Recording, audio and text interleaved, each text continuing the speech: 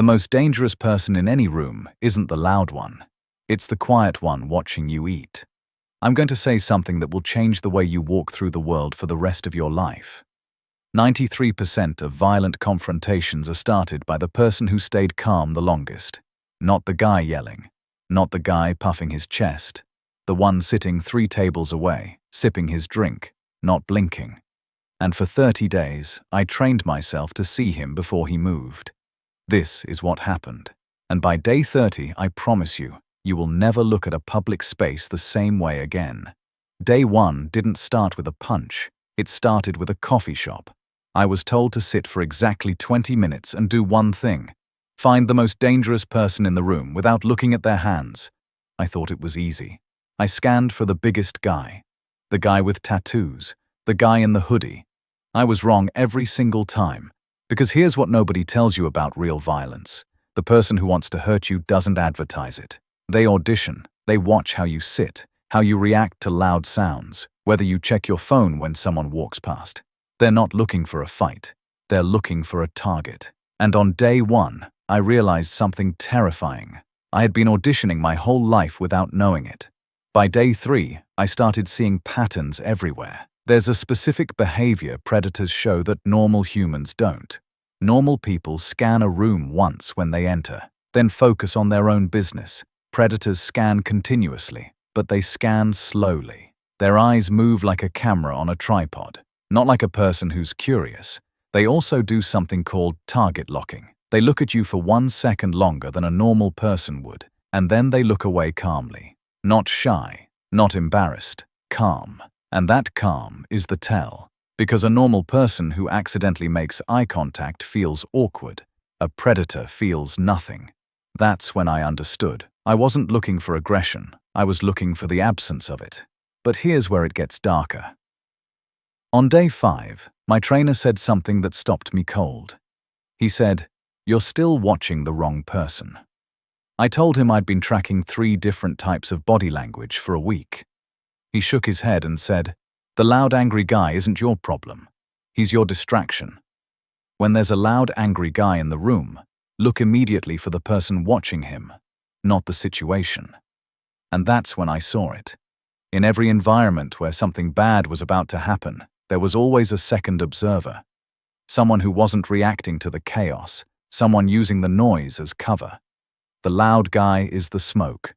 The quiet guy is the fire. And most people spend their whole life staring at smoke.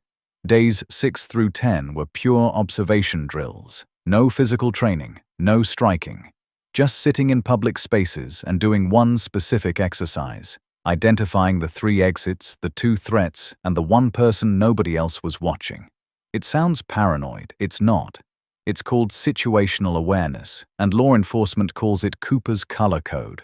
A system used to teach soldiers and officers how to stay alert without being anxious. The idea is simple. Most people live in condition white, completely unaware. Predators live in condition yellow, relaxed but observing. Your job is to match them. And the moment you start living in yellow, something insane happens. You stop being a target. Because predators can feel it. They can feel when someone is watching back. Day 11 was the first real test. I was in a subway station at night. 2 men walked in behind me. My old brain would have kept scrolling my phone. My new brain did something different. I turned my head casually, made 1 second of eye contact with the one who wasn't talking.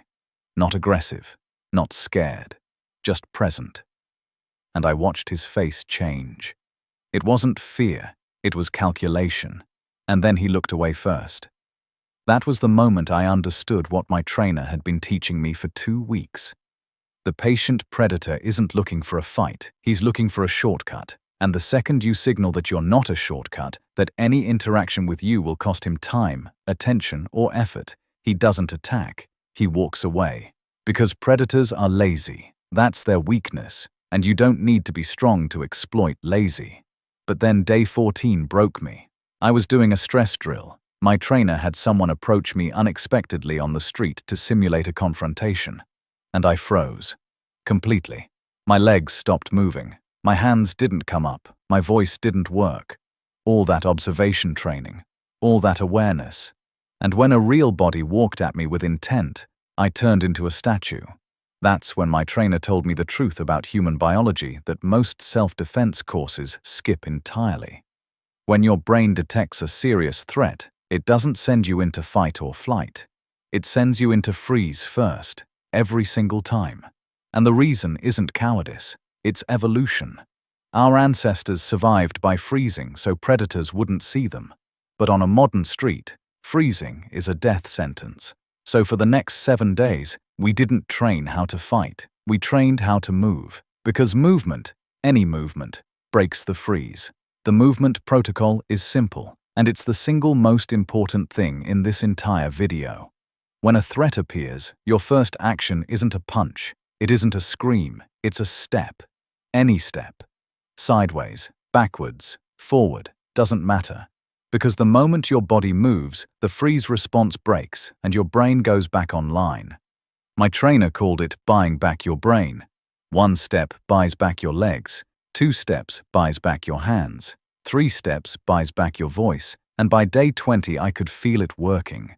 Someone would approach me too fast in a store, and my body would automatically shift its weight. Not to fight, just to move. And that tiny movement did something no self-defense class had ever done for me. It made me feel like I was inside my own body again. Because fear doesn't paralyze people who are already moving. Then came day 22, and the weirdest lesson of the entire challenge. My trainer said, most fights don't start with a punch. They start with a question. Predators don't just observe, they interview. They test you with a small verbal probe. Hey, what time is it? You got a lighter. You know how to get to Main Street. These aren't attacks. They're audits. They're testing 3 things: how quickly you respond, how loudly you respond, and whether you break your stance to help them. If you fumble your phone, drop your gaze, or turn your body to point directions, you just failed the audit. And the audit is the last step before the confrontation. So for 4 days, I trained my response to random verbal probes from strangers.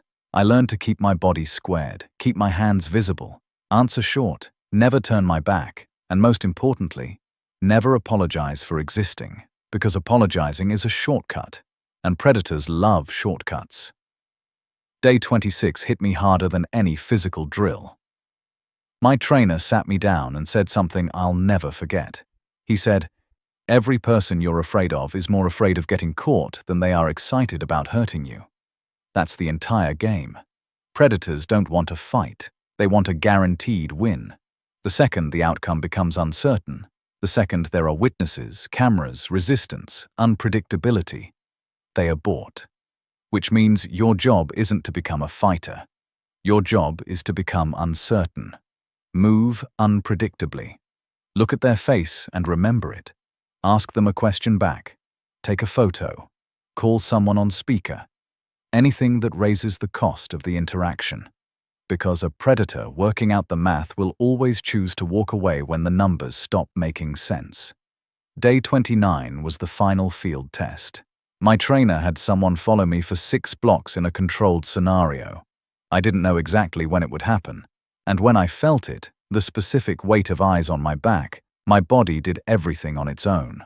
I changed pace 3 times. I stopped at a shop window and used the reflection to check behind me. I crossed the street diagonally instead of at the corner. I made a phone call I didn't need to make, and by block 4, the person following me had already turned around. Not because I fought, not because I ran, because I stopped being predictable, and the entire encounter took 90 seconds. 90 seconds to make a predator quit. That's what 30 days will do to you. Day 30 didn't feel like graduation. It felt like waking up. I sat in the same coffee shop from day 1, same seat, same 20-minute window, and this time I found the most dangerous person in the room in under 60 seconds. He was 2 tables away, reading a newspaper he hadn't turned a page in for 4 minutes, watching every person who walked in, never touching his coffee. And when he saw me looking, really looking, he folded his paper, stood up, and left. He didn't try anything. He didn't need to. Because he saw what I had become. Someone who was no longer a shortcut. Someone whose interaction had a cost. And that's the entire lesson of these 30 days. You don't need to be bigger. You don't need to be stronger. You don't need to know how to throw a punch. You just need to be uncertain. You need to see the quiet one before he sees you. You need to move before you freeze. You need to raise the cost of hurting you until every predator on Earth decides you're not worth it. That's not fighting. That's the science of not being chosen. And it took 30 days to learn something the world should have taught me in kindergarten. If this video reached you at the right time, it wasn't an accident. Subscribe, and next week, I'm breaking down the exact 5 verbal responses that end confrontations before they start. The ones that make predators walk away even.